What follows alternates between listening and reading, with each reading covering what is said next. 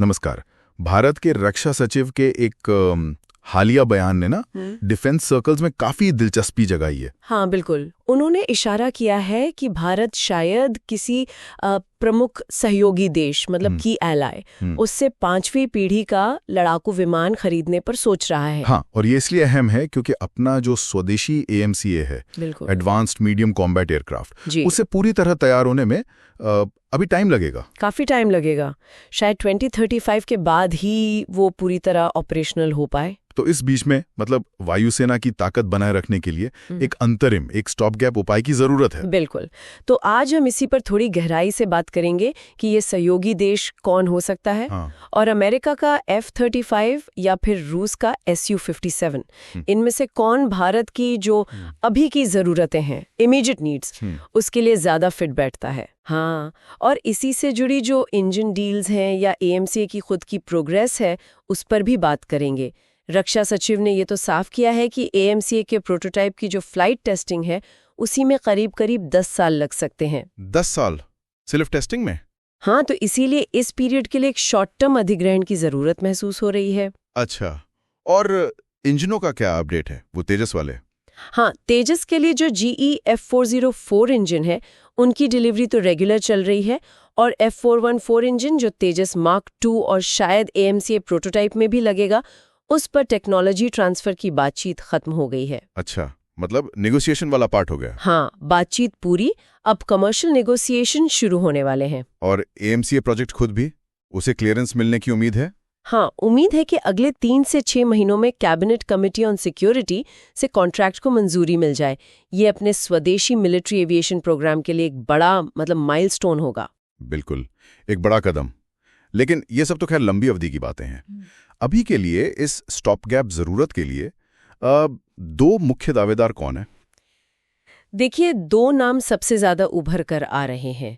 एक अमेरिका का F-35 और दूसरा रूस का Su-57। F-35 और Su-57। अच्छा, रिपोर्ट्स क्या कहती हैं इनके ऑफर्स के बारे में? रिपोर्ट्स ये बताती हैं कि F-35 का ऑफर शायद थोड़ा अनौपचारिक लेवल पर है, इनफॉर्मली, जबकि रूस ने Su-57 के लिए काफी फॉर्मल प्रस्ताव दिया है। फॉर्मल मतलब? उसमें क्या क्या शामिल है? उसमें जॉइंट प्रोडक्शन और टेक्नोलॉजी ट्रांसफर जैसी बातें भी शामिल है। ओके, लेकिन F-35 को लेकर कुछ बड़ी चुनौतियां भी तो होंगी। मैंने सुना है ये S-400 वाला मामला काफी पेचीदा है। हाँ, वो एक बहुत बड़ा पेंच है। देखिए, भारत ने रूस से S-400 मिसाइल सिस्टम खरीदा है और अमेरिका इसे F-35 जैसे एडवांस्ड स्टेल्थ विमान के लिए एक सिक्योरिटी रिस्क मानता है, जैसा तुर्की के साथ हुआ था। बिल्कुल वही। तुर्की को इसीलिए F-35 प्रोग्राम से बाहर कर दिया गया था। तो ये एक बड़ी चिंता है। फिर इंटरऑपरेबिलिटी का सवाल है, मतलब भारतीय सिस्टम्स के साथ वो कितना घुल मिल पाएगा। और कीमत, F-35 तो काफी महंगा है शायद। हाँ, कीमत बहुत ज्यादा है, और टेक्नोलॉजी ट्रांसफर पर भी अमेरिका की अपनी शर्तें होंगी।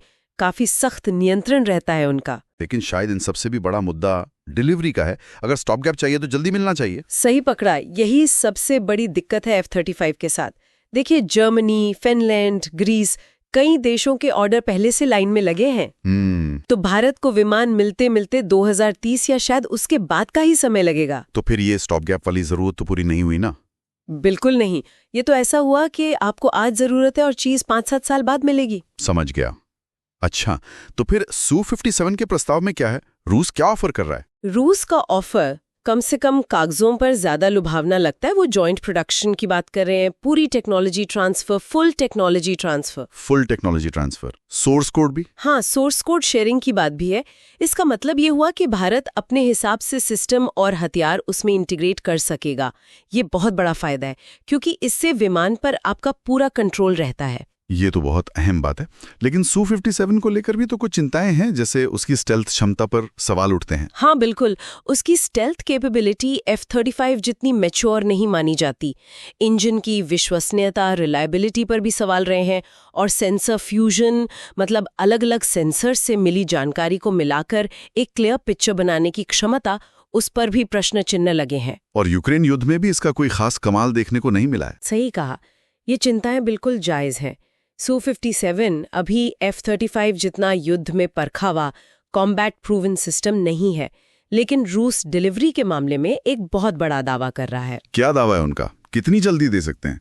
रिपोर्ट्स के मुताबिक रूस कह रहा है कि वो तुरंत मतलब इमीडिएटली 20-30 विमान सप्लाई कर सकता है और 2025 तक भारत में HAL नासिक में इसका प्रोडक्शन शुरू करने को भी तैयार है। अच्छा, 2025 तक भारत में प्रोडक्शन? हाँ, ये ना सिर्फ जो तात्कालिक जरूरत है उसे पूरा करेगा, बल्कि टेक्नोलॉजी ट्रांसफर से अपने AMCA प्रोग्राम को भी शायद कुछ फायदा मिले, खासकर इंडिजनाइजेशन मतलब स्वदेशीकरण के प्रयासों में। तो अगर हम रक्षा सचिव के स्टॉप गैप वाले बयान और चीन पाकिस्तान से जो मौजूदा खतरे हैं उनको ध्यान में रखें, तो विमानों की तेज डिलीवरी, क्विक डिलीवरी सबसे अहम फैक्टर बन जाता है। बिल्कुल, टाइमिंग इज एवरीथिंग हियर। तो इस लिहाज से तो Su-57 का दावा ज्यादा मजबूत लगता है, भले ही टेक्नोलॉजी को लेकर कुछ सवाल हों। हाँ, अगर आप तात्कालिक जरूरत और टेक्नोलॉजी ट्रांसफर के एंगल से देखें तो Su-57 फिलहाल ज्यादा प्रैक्टिकल ऑप्शन नजर आता है। F-35 बेशक एक बेहतरीन विमान होगा, लेकिन अगर वो जरूरत के वक्त मिले ही ना तो उसकी उपयोगिता कम हो जाती है।